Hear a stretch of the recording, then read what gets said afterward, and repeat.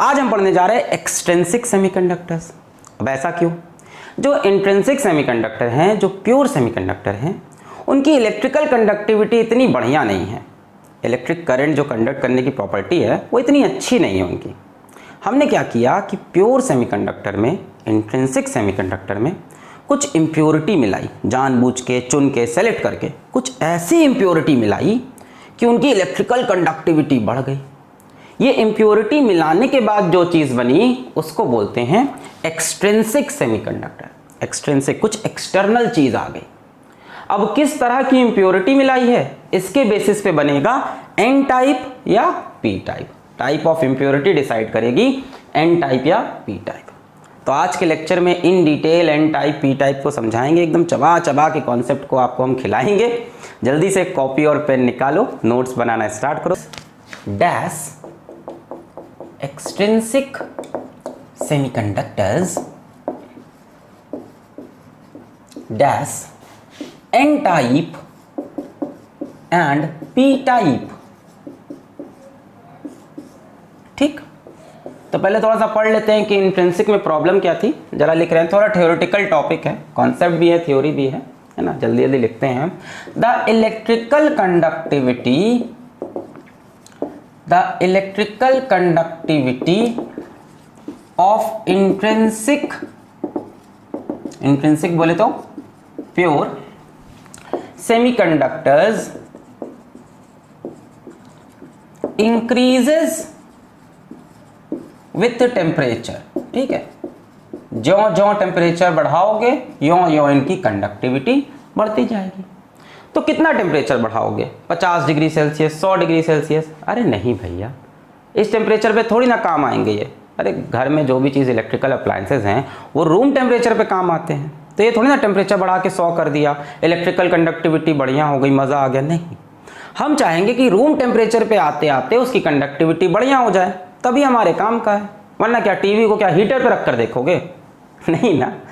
तो हमने इनका टेम्परेचर बढ़ा बढ़ा के रूम टेम्परेचर पे आए और देखा कि रूम टेम्परेचर पे इनकी कंडक्टिविटी कुछ ज़बरदस्त नहीं हुई। Even on reaching room temperature, ठीक है, रूम टेम्परेचर कितना होता है सबका अलग अलग नहीं होता है ना, एक फिक्स्ड है 27 डिग्री सेल्सियस है, स्टैंडर्ड है। It's conductivity is very poor, मतलब तब भी इसकी कंडक्टिविटी अच्छी नहीं है, इसीलिए इंट्रिंसिक सेमीकंडक्टर हम यूज में नहीं करते। अब हमने क्या किया, इसमें जानबूझ के कुछ इंप्योरिटी मिलाई है ना। The addition of certain impurities है ना, ये नहीं कि इसमें घास फूस डाल देंगे, ऐसे नहीं। सर्टेन, कुछ फिक्स्ड इंप्योरिटीज है। Certain impurities can increase the conductivity of intrinsic semiconductors. Intrinsic मतलब नेचुरल, नेचुरल बोलो, प्योर बोलो, ठीक है। ठीक है, तो अब बात आती है कि कितनी इम्प्योरिटी मिलानी है, बहुत ज़्यादा मिलानी है? नहीं, बहुत कम, वेरी स्मॉल अमाउंट है ना। मतलब कंसंट्रेशन देखो तो पार्ट्स पर मिलियन में, केमिस्ट्री में पढ़ा होगा ppm, या पार्ट्स पर बिलियन में ppb है ना। 10 की पावर 6 एटम्स में एक एटम इम्प्योरिटी का, 10 टू दी पावर 9 एटम्स में एक एटम इम्प्योर, बहुत थोड़ी सी इम्प्योरिटी डालते हैं और कंडक्टिविटी बहुत बढ़ जाती है। ठीक है, लिख के बताएं, नोट करना हो नोट कर लें। चलो, अब मैंने कहा ऐसा नहीं है कि बहुत ज़्यादा इम्प्योरिटी मिलानी है, थोड़ी सी मिलाओ, कंडक्टिविटी ज़बरदस्त हो जाएगी, है ना। पॉइंट वाइज लिखते हैं। Third point, very small amount in parts पर मिलियन, है ना। सुन रखो, ppm में 10 टू द पावर 6 एटम में एक एटम इम्प्योरिटी का can increase very small amount of impurity atoms can increase conductivity of intrinsic semiconductor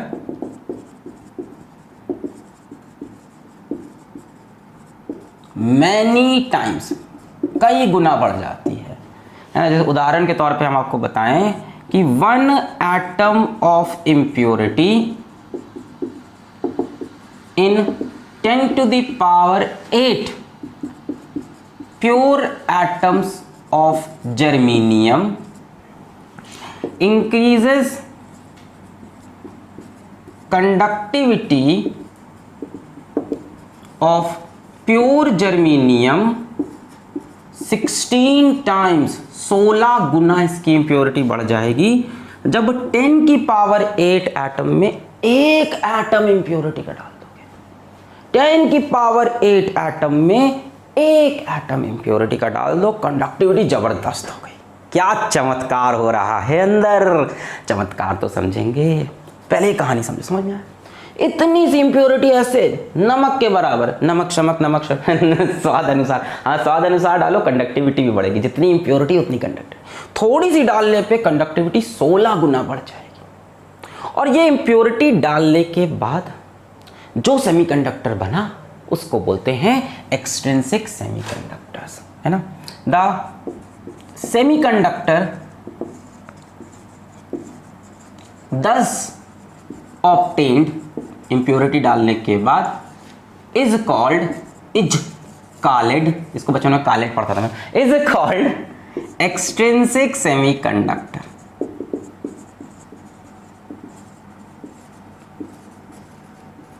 अब तो तुम देख ही सकते हो मेरी इंग्लिश कितनी अच्छी है ना, लंदन वाले जैसी इंग्लिश आई कैन स्पीक, है ना।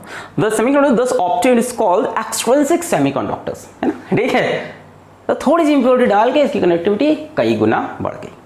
अब ये जो इम्प्योरिटी मिलाने का प्रोसेस है, जानबूझ के इंटेंशनली सेलेक्ट करके इम्प्योरिटी मिलाने का जो प्रोसेस है, इसको बोलते हैं डोपिंग। क्या बोलते हैं? डोपिंग, ठीक है। मिटा रहे इसको, 1 2 3 4 बंद करो, ये अत्याचार मिटा रहे।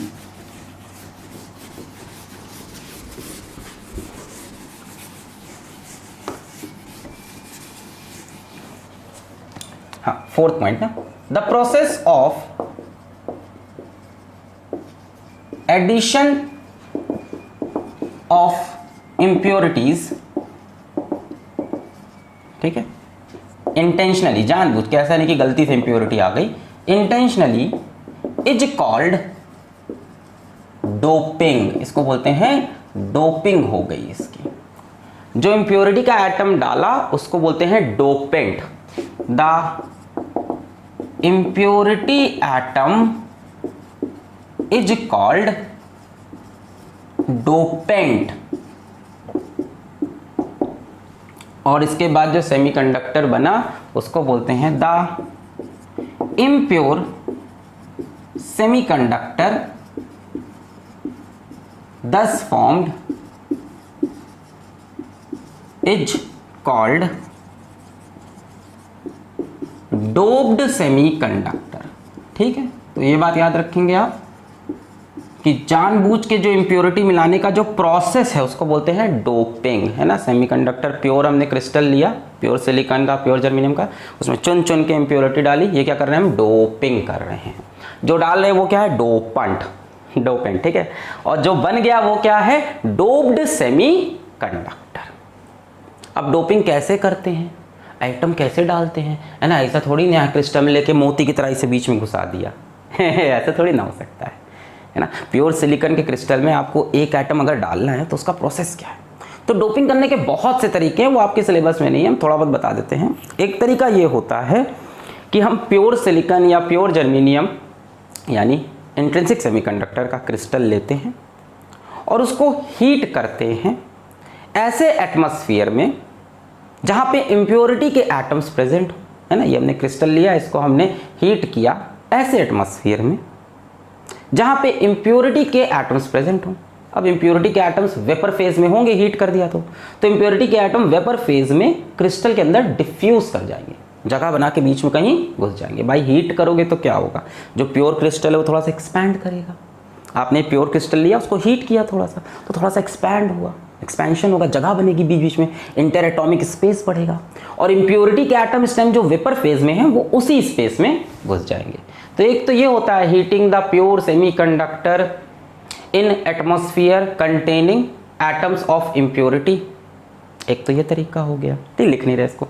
दूसरा तरीका क्या है, दूसरा हम ये करते हैं कि प्योर सेमीकंडक्टर का क्रिस्टल लेंगे हम, इंट्रिंसिक सेमीकंडक्टर का क्रिस्टल ये लिया, और इसमें बॉम्बार्ड करते हैं आयंस ऑफ इम्प्योरिटी। इम्प्योरिटी के आयंस को तेजी से खींच के इसमें मारते हैं, तेजी, जैसे अल्फा पार्टिकल को एक्सक्लेरेट करके नहीं मारते थे तो एटम के अंदर घुस जाता था, अल्फा पार्टिकल स्कैटरिंग एक्सपेरिमेंट, उसी तरह से यहाँ इम्प्योरिटी का क्रिस्टल रखा है, यहाँ से कोई यहाँ प्योर सेमीकंडक्टर क्रिस्टल रखा हुआ है प्योर सिलिकॉन का, यहाँ इम्प्योरिटी का एटम लिया, इसको तेज से मारा, एकदम इसके आयन को बॉम्बार्ड किया, जाके अंदर घुस गया। लिख दें, और भी तरीके होते हैं, 2 तरीके हम लिख देते हैं, ठीक है। Doping can be done in many ways. तो हमने एक तरीका आपको क्या बताया, heating pure semiconductor in atmosphere of impurity atoms so that impurity atoms diffuse in pure crystals, है ना। प्रोसेस बता दिया कि वो एक्सपैंड कर जाएगा, इम्प्योरिटी के एटम बीच में घुस जाएंगे। दूसरा तरीका क्या बताया हमने, बॉम्बार्डिंग प्योर क्रिस्टल यानी pure semiconductor with ions of impurity atom. Impurity atom के आयंस को खूब तेज स्पीड में, खूब बढ़िया एक्सेलरेशन देके, बढ़िया पोटेंशियल से उसे एक्सेलरेट करके भुचुक से मार दिया, बॉम्बार्ड करके घुस गए। कुछ इस तरह से हम एक्सट्रिंसिक सेमीकंडक्टर प्रिपेयर करते हैं डोप करके। अब कौन सी इम्प्योरिटी डालते हैं सर, ऐसा क्या है उस इम्प्योरिटी में कि कंडक्टिविटी बढ़ गई? तो कौन सी इम्प्योरिटी डालते हैं इसके बेसिस पे डिसाइड होता है कि वो एन टाइप सेमीकंडक्टर बनेगा कि पी टाइप सेमीकंडक्टर बनेगा।